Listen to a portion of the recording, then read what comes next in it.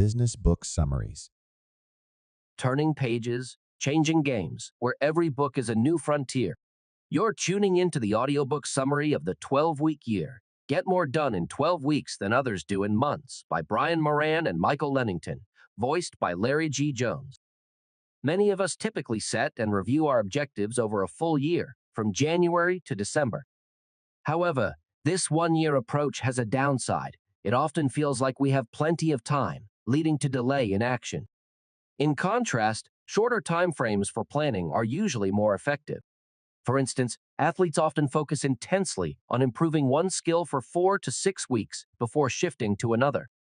Similarly, in various industries, there's a noticeable surge in results during the last quarter as people intensify efforts for a 60-day or 100-day period to meet their goals. What if we could maintain this level of focus, urgency, and energy consistently? The solution lies in redefining our year from a 12-month span to just 12 weeks. This shorter period is long enough to achieve substantial results, but short enough to foster a heightened sense of urgency and focused effort. By adopting a 12-week perspective, you're encouraged to use every day and hour more intentionally. Before we delve further, remember that we regularly share new content. Don't forget to subscribe to our channel Business Book Summaries and hit the notification bell for the latest updates. The 12-week year approach integrates several tested methods into a comprehensive system that reshapes how you think, act, and, ultimately, how you achieve significantly improved results, potentially quadrupling your productivity. This summary will outline the key principles and disciplines of the 12-week year method, followed by a detailed guide on how to implement it effectively. Part 1. Establishing solid foundations. To succeed in any field, 3 core principles and 5 essential disciplines must be understood and applied. Firstly, accountability is about completely owning your actions and the results that come from them, regardless of the situation.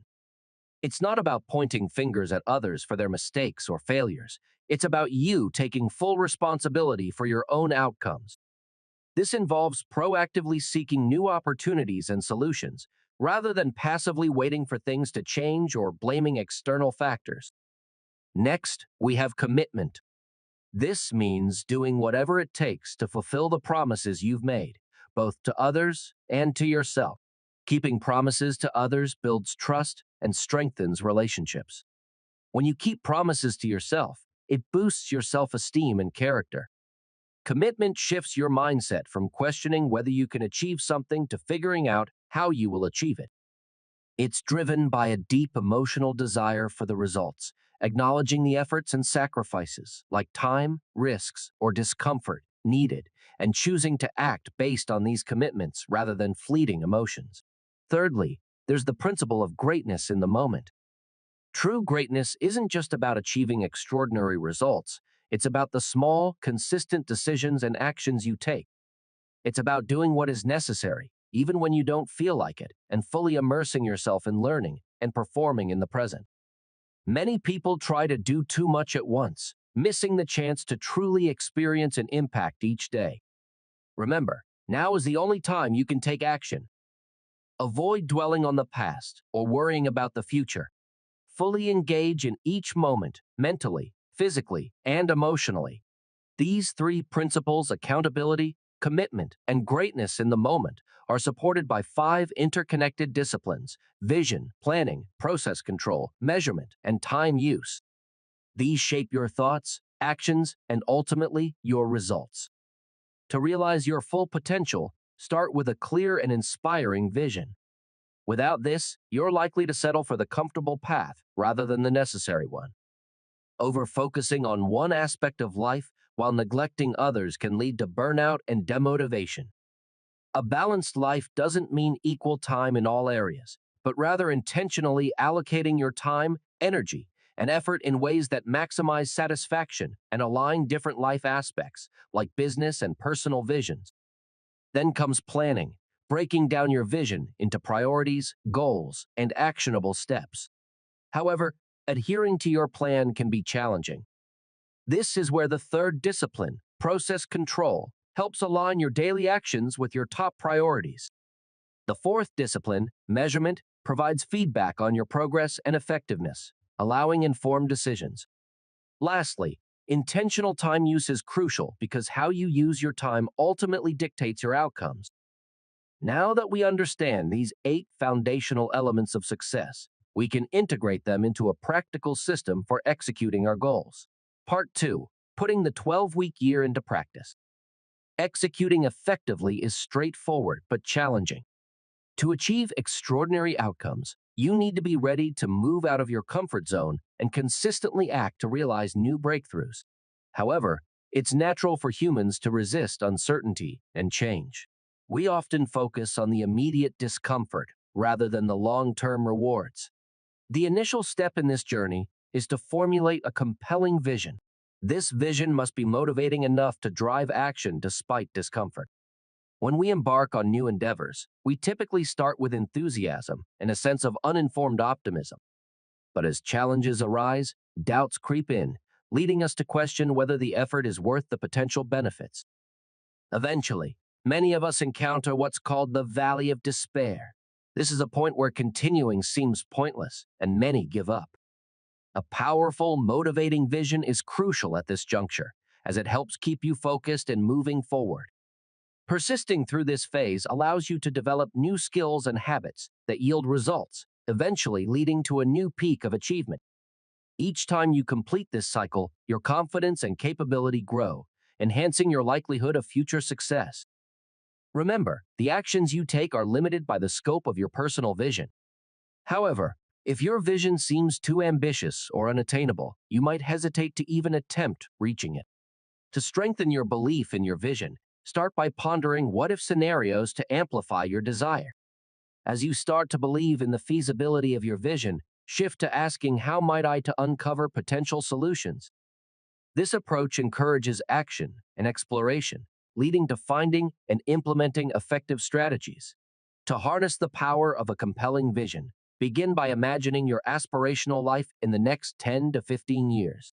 Visualize everything you wish to achieve, experience, and become in 7 critical areas of your life: family, spouse/partner, spiritual, community, physical, personal, and business.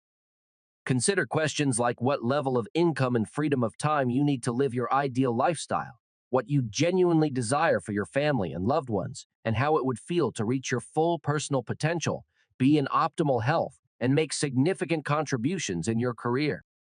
Once you've envisioned your long-term aspirations, narrow your focus to your 3-year vision. This involves detailing what an outstanding personal and professional life looks like for you within the next 3 years. Take the time to deeply consider what truly matters to you, without being limited by perceived obligations or what you think is achievable. To solidify your commitment to this vision, share it with others. For personal reinforcement, print out your vision and review it regularly. If you're implementing this in a team setting, encourage each team member to develop their aspirational and 3-year visions. Hold one-on-one discussions to explore these visions and goals, then bring everyone together to share. Additionally, it's crucial to define a collective team vision that articulates where you're heading as a group. After establishing your vision, the next step is to create your 12-week plan. Planning is essentially organizing your thoughts on paper. By dedicating time to think through potential obstacles, alternatives, and strategies, you can proactively prepare for both anticipated and unexpected challenges, saving time and effort in the long run. A well-crafted plan should outline not only what needs to be done, but also how to do it. From your aspirational and 3-year visions, determine your 12-week goals. To enhance focus and urgency, limit yourself to 1 to 3 key objectives to be achieved in the next 12 weeks. Each goal should meaningfully advance you towards your vision. Ensure your goals are specific, measurable, positively framed, realistically challenging, time-bound, and have a designated individual accountable for each goal or tactic. Gaining access to material that perfectly combines mental stimuli ensures you understand the profound insights of the author. To develop your 12-week plan, start by breaking down each goal into specific tactics or daily action items. Write down each goal separately and then list the high-impact activities you must perform daily or weekly to achieve that goal. Essentially, completing all these tasks should lead to achieving your goals. Strive for simplicity. The fewer the tactics, the better. Each activity should be described with an action verb and a specific timeline. For instance, if your goal is to lose 15 pounds in the next 12 weeks, you might need to limit your daily intake to 15 calories, engage in 15 minutes of core exercises daily, and include 20 minutes of cardio exercise 5 times a week. Acknowledge the actions you might find challenging and plan strategies to overcome these hurdles. Remember, less is more. The key to success is focusing on a minimal number of goals and using the fewest, most impactful tactics to achieve them. This approach compels you to prioritize only the most crucial and meaningful tasks. If you're implementing this in a team setting, encourage everyone to read this book or its summary. Then, have each team member create their plan. Follow this up with one-to-one reviews to refine each plan and determine the support each member needs. Ensure that every tactic is assigned to only one person to maintain clear accountability. By this stage, you've crafted your vision, defined your 12-week goals, and devised a plan. However, knowing what to do is different from actually doing it. Relying solely on willpower for task execution is unsustainable. You'll eventually lose motivation. To stay on track, implement process controls. Start by breaking your 12-week plan down into a weekly plan, focusing on the strategic activities or tactics you need to prioritize. Having identified your vital activities or tactics, it's crucial to understand that your strategy isn't just another to-do list. The key is to allocate specific times in your calendar for these essential activities and ensure you don't end your day until they're completed. Keep your weekly plan printed and on hand to maintain a laser focus on your necessary tasks. Establish a weekly routine consisting of 3 main components: scoring, planning, and weekly accountability meetings, WAMs. Specifically, dedicate 15 minutes before the start of each week to score your previous week's progress and plan for the upcoming week. Decide on the people you want in your WAMs and arrange these meetings accordingly. In an organizational context, WAMs can be efficient, lasting just 15 to 30 minutes. During these meetings, each team member provides a brief update on their results to date, their weekly execution score, and their focus for the upcoming week. The team then collectively offers feedback or suggestions, discusses what's working well, what could be improved, and concludes with mutual encouragement to foster effective action and implementation. Make yourself accountable to someone and seek peer support. This can significantly enhance your commitment and progress. Daily, take a few minutes to contemplate how you can better align your daily actions with your overarching vision. Conduct a weekly review to consider adjustments to your plan for improved results. Be cautious not to get overwhelmed by routine tasks or fall into the trap of repeating the same actions every week without progress. For team leaders, it's essential to lead by example. Model the desired routines and behaviors before coaching team members to do the same. Even with the right processes in place, the effectiveness of implementation hinges on the leader's ability to demonstrate and reinforce these practices. Without process controls, it's challenging to gauge how well or poorly you're progressing. Keeping score is essential, acting as a form of feedback to pinpoint your current status and what actions are needed for improvement and goal achievement. For each of your 12-week goals, define and measure both lead indicators and lag indicators. Lag indicators represent the final outcomes you aim to achieve. For instance, losing 10 pounds is a lag indicator. In contrast, lead indicators are the activities that contribute to these results, such as the frequency of weekly cardio exercises. To effectively monitor progress, use a weekly scorecard to track the completion rate of your tactics in the previous week. Focus on scoring your lead indicators or activities, as these are within your direct control. For example, if you planned 5 cardio workouts but completed 4, your achievement rate for that tactic is 80%. A perfect score isn't necessary for success. Generally, maintaining an average score of at least 85% is sufficient to meet your 12-week goals. Regularly review your scores and concentrate on improving them. It's important not to get discouraged by low scores. Instead, view them as opportunities for growth and adjustment. In a team environment, measurements should be used constructively to help members identify challenges and devise strategies to achieve their goals. Avoid using scores as a means to penalize individuals, as this could lead to evasion or distortion of the data. When the entire team actively monitors and strives to enhance their scores, it fosters a sense of ownership and drives collective results. To optimize your time management, schedule strategic blocks as early in the week as possible. This allows flexibility to reschedule them if any disruptions occur. Typically, one strategic block per week should suffice. Incorporate buffer blocks into your schedule 1 to 2 times daily, lasting from half an hour to an hour each. Use these blocks to handle lower value, unplanned activities like emails and administrative tasks. Grouping these tasks together prevents them from constantly interrupting your more critical work. Additionally, allocate breakout blocks of at least 3 hours for non-work activities. This time is essential for relaxation and self-rejuvenation. Begin with 1 breakout block per month and gradually increase to 1 per week as you get accustomed to your 12-week year rhythm. When organizing your time, avoid starting with your existing schedule and trying to cut out activities. Instead, start with a blank calendar and prioritize these blocks of time first. Allocate a 15-minute slot first thing on Monday for scoring and planning, a 3-hour strategic block, 1 to 2 buffer blocks from Monday through Friday, ideally at the start and end of the day, and a monthly or weekly breakout block. After setting aside time for these crucial activities, schedule additional important tasks like key client meetings, regular team meetings, coaching sessions, etc. Only after you've allocated time for your most critical activities should you fit in secondary ones. Adhere strictly to your weekly plan and avoid making concessions for unplanned activities like last-minute client meetings. While these may offer short-term rewards, they can undermine your long-term results.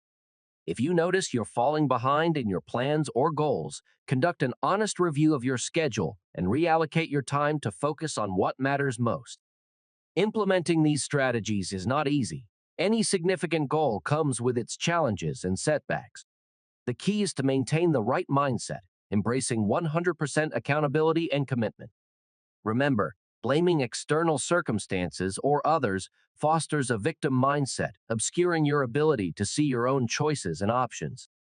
Embracing 100% ownership places you in a powerful position to learn from your mistakes, explore alternatives, and ultimately shape your own destiny.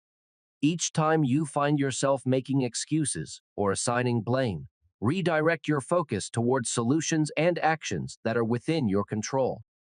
Be open to trying new things to achieve results you've never experienced before. Surround yourself with people who are responsible and accountable, and distance yourself from those who play the victim or habitually complain. For leaders, it's not about forcing team members to be accountable. Instead, foster a culture of ownership by building awareness, shifting your language and actions towards accountability and solutions, being an exemplary role model, and setting clear, specific expectations. Strengthen your commitment to your 12-week goals and plans by concentrating on the benefits of adhering to your plan and taking actions based on commitment, not fleeting emotions. Learn to say no rather than overcommitting, and once you have committed to a goal, focus your energy on the required actions instead of worrying about the outcome. Now that you're familiar with the principles and processes of the 12-week year, let's discuss how to kick off your first 12 weeks, which are crucial for successful implementation. Fully commit to the process before starting. In the first 4 weeks, focus on establishing your weekly routine, plan your week using time blocks, keep score, and hold weekly accountability meetings. By the second 4-week period, you should begin to notice improvements in your lead and lag indicators. If not, take time to identify and address any gaps. In the final 4 weeks, concentrate on achieving your 12-week goals and think about ways to refine your system for future cycles. At the end of each 12-week cycle, take the 13th week off to review, consolidate your learning, celebrate your achievements, and rejuvenate. If you found these ideas valuable, consider getting a copy of the book for more detailed tips, templates, and worksheets to implement your 12-week year. You can also gain peer support by connecting with others who use the system or by signing up for email coaching tips at 12weekyear.com. We're keen to hear your thoughts on our content. Feel free to share your opinions or recommend books in the comments section. Don't forget to subscribe to our channel Business Book Summaries and hit the notification bell to stay updated with our latest summaries. Thank you and have a wonderful day.